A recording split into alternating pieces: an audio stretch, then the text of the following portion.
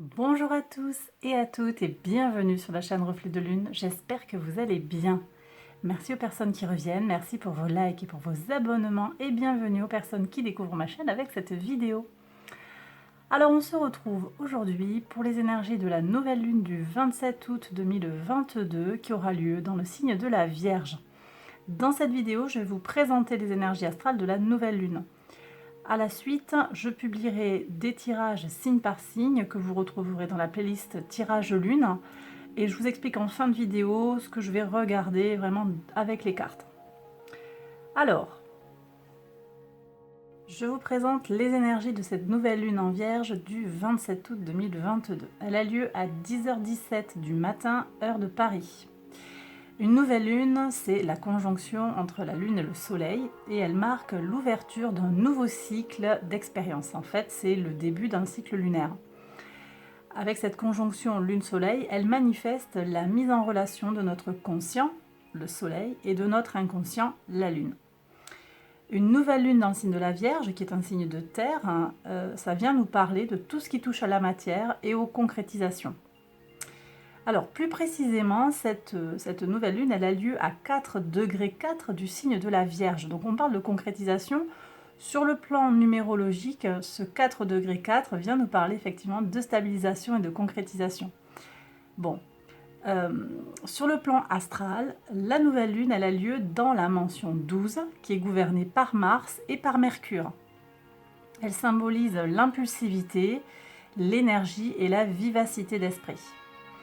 Cette forte intensité peut nous amener à osciller entre notre désir d'agir de façon audacieuse et notre besoin d'adopter une approche prudente des choses.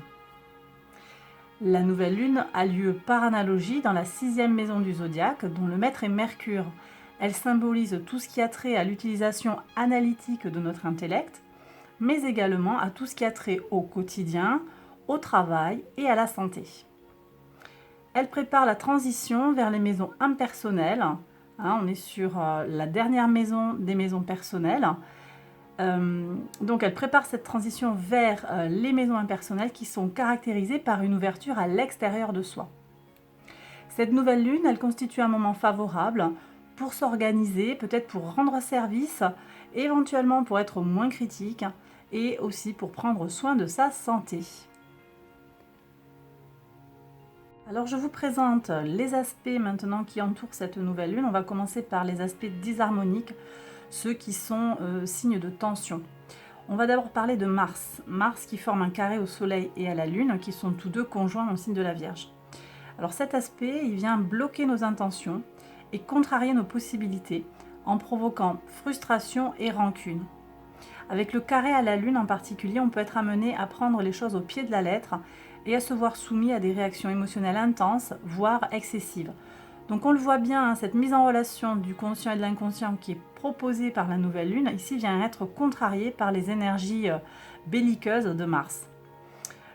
Un deuxième aspect disharmonique que je veux voir avec vous, c'est Vénus qui est opposée à Saturne.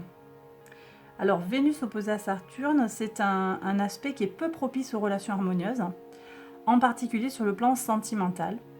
C'est aussi un aspect qui est peu propice aux acquisitions et à la protection des biens matériels et des finances.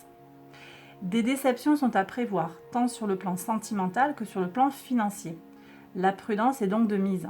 Si vous prévoyez de vous engager, que ce soit en amour ou en affaires, pensez à lire entre les lignes et si possible, retardez la prise d'engagement.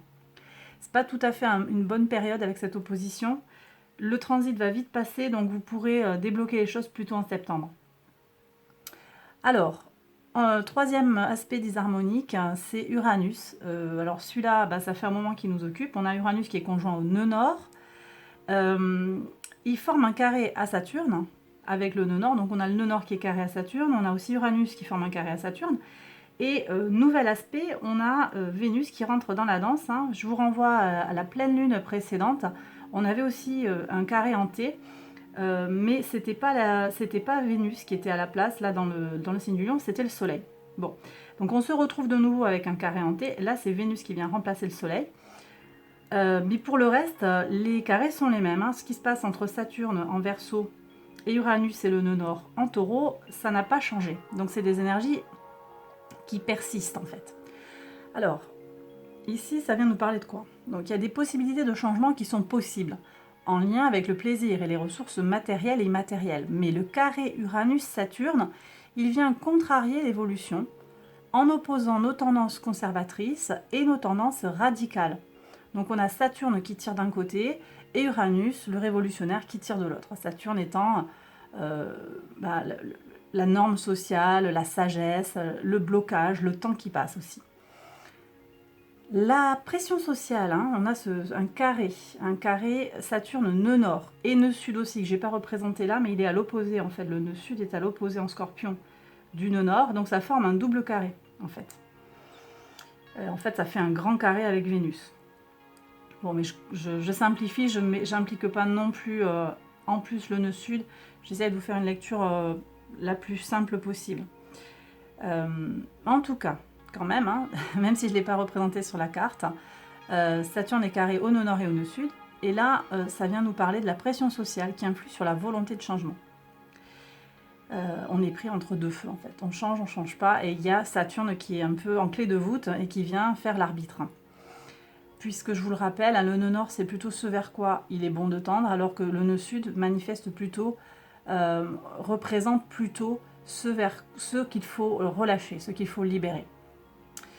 Alors, le carré d'Uranus à Vénus, toujours dans ce même ensemble de carrés là. Le carré d'Uranus à Vénus apporte confusion et instabilité dans les relations, qu'elles soient amicales, sentimentales ou professionnelles. Les tendances dans ces domaines-là peuvent aller à l'encontre de l'ordre établi. Encore une fois, on a cette Vénus qui forme un carré au nœud nord et au nœud sud, aggravant ainsi le sentiment de perte de repères. Donc on voit bien que là, on a quand même tout un ensemble d'aspects désharmoniques qu'il va falloir essayer de laisser filer en arrondissant les angles, en laissant passer. Ça va passer, Vénus va assez vite transiter, va quitter cet aspect, cette opposition à Saturne. Donc les choses, elles vont se débloquer. Mais en attendant, sur le moment de cette nouvelle lune, prudence sur ce vers quoi vous vous engagez. Voilà. Sur le plan astral en tout cas. Et puis aussi, ça peut être intéressant de mettre cette carte du ciel en relation avec votre thème astral pour aller voir comment ça vous influe de manière individuelle. Parce que là, je fais une lecture de la carte du ciel qui est très générale en fait. Ensuite, je regarde les aspects harmoniques. Je vais vous parler des aspects harmoniques. Alors, on a encore un aspect qui est là depuis un petit moment, c'est le sextile de Neptune à Pluton. Neptune et Pluton étant rétrograde. Donc ça, je l'ai déjà dit sur la lune précédente, sur la pleine lune en Verseau qu'on a eu précédemment. C'est un aspect qui nous parle de manière collective. Nous sommes face à un choix. Nous avons la possibilité de nous élever sur le plan spirituel pour tendre vers une humanité plus harmonieuse. Alors, ce choix qui nous est offert, eh bien, c'est le suivant. On peut se laisser porter, se laisser envahir par les énergies fortes générées par Neptune et Pluton. Ces deux planètes, même si elles sont rétrogrades, en fait, elles restent actives. Et donc, leurs énergies sont toujours présentes. Donc, soit on se laisse emporter par ça, par la possibilité de régénération spirituelle, ou bien on peut refuser de regarder en face le chemin parcouru.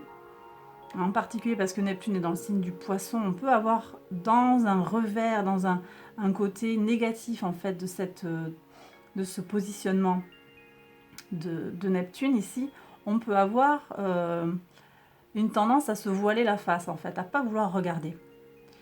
Et donc cette alternative qui est devant nous, se laisser porter, aller vers ces énergies-là pour changer les choses de façon collective, ou au contraire, ne pas regarder ce qu'on a fait, ne pas faire le bilan que l'on nous invite à faire avec ces planètes rétrogrades. Voilà, c'est le choix que vous avez à réaliser. Donc, on peut choisir d'ignorer en fait cette possibilité, ignorer ce qu'on a fait, ce qu'on n'a pas fait, et voir vers où on va. Voilà, on peut choisir de ne pas regarder ça, de rien faire, ou bien au contraire, de faire un bilan et d'avancer vers quelque chose de plus harmonieux. C'est quand même un aspect assez fort en fait. C'est un aspect puissant. Alors le dernier aspect dont j'aimerais vous parler, c'est encore un aspect très bénéfique, c'est Mercure. Mercure qui forme plusieurs aspects, on va voir ça. Mercure est en Balance et forme un trigone à Mars qui est en Gémeaux et un trigone à Pluton qui est rétrograde, donc je l'ai dit, en Capricorne. Ici, cet ensemble d'aspects vient nous apporter une abondance d'énergie intellectuelle qui est disponible de manière continue et qui nous permet d'aller jusque dans les profondeurs d'une situation. Ça, c'est le côté Pluton. Les interactions en jeu apparaissent et permettent de mieux comprendre l'origine et la cause de situations particulières. Donc ça va nous permettre d'aller au fond des choses. Si vous en avez besoin, allez puiser dans l'énergie de Mercure. En plus, pour moi, là, c'est quand même une énergie avec Mercure en Balance. On va utiliser son intellect aussi pour aller vers plus d'équilibre. Donc on va au fond des choses pour comprendre et pour retrouver un équilibre, pour retrouver de la justesse. Donc c'est un aspect ici qui est très très favorable pour avancer justement sur le plan des idées, sur le plan de la réflexion par rapport à notre mission de vie, par rapport à notre place dans le monde. Voilà. Bon, bah, j'ai terminé les énergies, de vous parler des énergies en fait de cette nouvelle lune. Je vous présente le tirage que je vais réaliser pour les guidances signe par signe. Donc je vais travailler avec le Baroque Tarot. Donc on ira voir d'abord quelles énergies vous entourent en ce moment, quel est votre point fort et à quel défi ou obstacle vous avez affaire actuellement. Ça, c'est un premier point. Mais toujours avec le même tarot, on ira prendre 3 messages qui sont en lien avec 3 axes forts de cette nouvelle lune. L'apprentissage, le travail et la mise en ordre. Ces messages seront à comprendre au sens propre comme au sens figuré, voire sur un plan symbolique, d'accord ? Mise en ordre, ça peut être faire le ménage comme remettre de l'ordre dans sa vie sentimentale, par exemple. On ira voir ce que nous dit le tarot, et puis on ira voir aussi les messages que je reçois en direct. Voilà, donc ça c'est pour les 6 points qu'on regardera avec le tarot. Je prends aussi le grand tétéia pour aller chercher un message qui va concerner un secret, quelque chose que vous ne savez pas ou que vous n'avez pas conscientisé et qu'il serait important de connaître. Voilà, donc ici avec le grand tétéia, et puis on ira écouter les messages de l'oracle avec les portes de l'intuition, donc 3 messages qui vont permettre de personnaliser une partie du message. Donc 3 cartes, une pour le soleil, une pour l'ascendant et une pour la lune, en fonction du placement des astres dans votre thème astral. Voilà, j'ai terminé. Alors merci pour votre présence, merci d'être resté jusqu'à la fin de la vidéo. Je vous invite à aller voir les vidéos qui vont concerner votre signe solaire, lunaire ou ascendant. Je vous embrasse très fort, prenez bien soin de vous et à très vite. Bye bye.